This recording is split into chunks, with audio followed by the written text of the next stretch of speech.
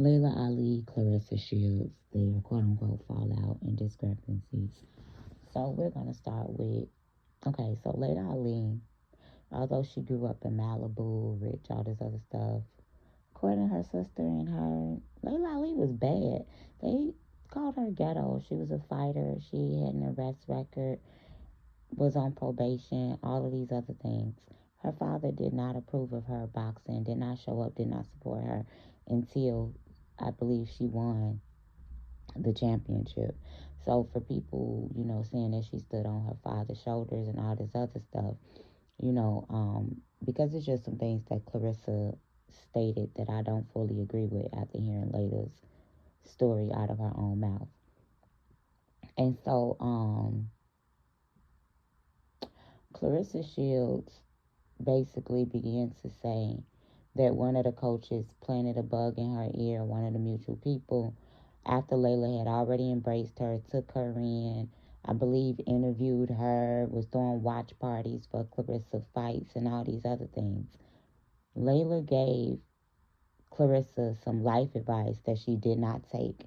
And this was her telling her, she could go into the Olympics again, but that she should not turn pro right away because there is nobody to fight at 168. Laila Ali fought at 168 and she was very lean at 168. And as a thick woman myself, I can be at a certain weight and be very lean and put on 10 to 20 pounds and be super thick but still super toned. When you are an athlete, your body shouldn't look like Claressa Shields. And Claressa Shields is not a big woman. Claressa Shields is at 187. When I'm at 187, yeah, I still have abs and I still have some cuts, but my hips are 46 inches wide. I'm wearing a size 12. And if I gain anything else, I'm at a size 14. Laila Ali is a big woman. She got big hands. She got big feet.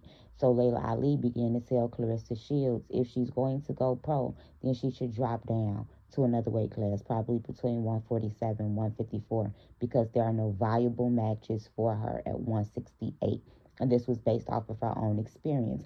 Laila Ali, although she ended her career with 21 knockouts undefeated, she feels unfulfilled in her career based off of the false projection that she didn't fight the greats. It was 4 top women boxers during that time, and none of them ever fought one another. So we have to stop getting history misconstrued. So when Claressa decided to go heavyweight, we see that she undisputed 3 times throughout the BAM. Now we all know that the tougher fights for the women are in 147, Amanda's specifically. 154, that's where she gonna get her grittier fights from. And so when Claressa began to come out and say that she was the greatest woman boxer, supposedly somebody said that Laila felt the way behind it. And both have the right to, she has the right to make that assertion and she to say that she's the greatest. Laila even said that. Even if Laila felt some way behind it, she could feel a way behind it. That don't mean that you could take exception to something without taking offense to it and becoming a hater. So, Laila said that the offer for her to spar Claressa was on the table, but Claressa didn't take it. And she said she know that that was an offer, and that for some reason Claressa didn't take it. So Claressa's side of the story was that that her coach was like, oh yeah, bring your sparring stuff because Laila may want to spar, but planting seeds of dissemination, supposedly, right?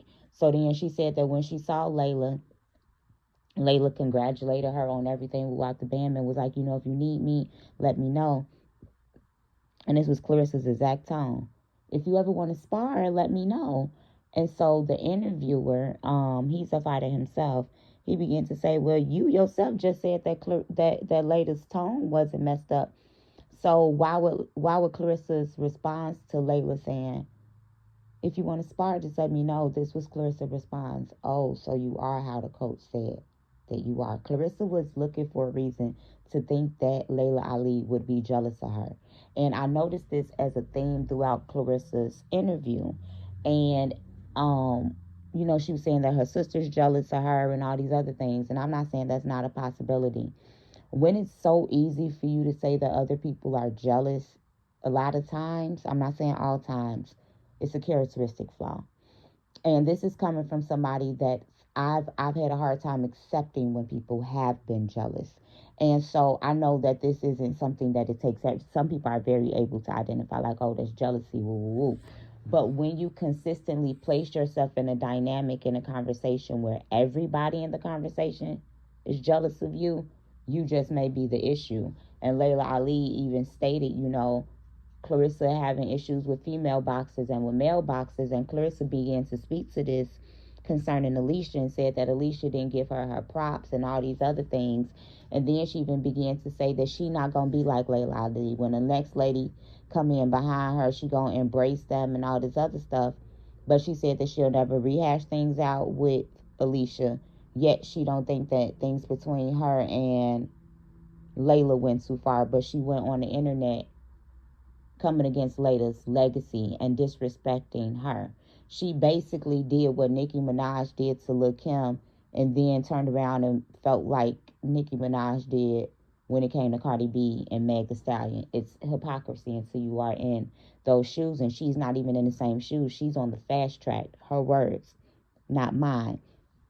And she also needs to realize that Laila Ali is in her 40s, I believe. She's in her 20s. Y'all don't have nothing in common. You're a girl to her. You're a grown woman. You're an adult, but you're a girl to her. You a kid to me because I'm 38 and I think she's 28. You're a grown woman, but when you have a decade and 2 decades between, that's the one thing about this younger generation. They don't realize the hierarchy in leadership and in authority and certain things like that. And it just comes with a certain level of arrogance and piety. And then even about her bragging about the guys that she's fought and things of that nature. Look, I've done story times on the times like I've had to fight dudes. Like I understand when Claressa said that she could always fight. Layla said she could always fight. Claressa said that she always led with the left hand stand. She didn't have to get taught that in the gym. Me either. I didn't have to get taught the orthodox stand, and I could fight southpaw. So I get how it is to be highly skilled and to be able to go toe to toe with men. It's just the level of masculinity that she leads from, and she says that it's not from an unhealed place, but that's exactly where it's from. I believe, just like Brother Andrew was telling her in an interview, that she needs to go back to the 19-year-old girl who just wanted to be pure, who just wanted to be holy, and who wanted to chase God. Because right now, even though she says that it's confidence, it's arrogance.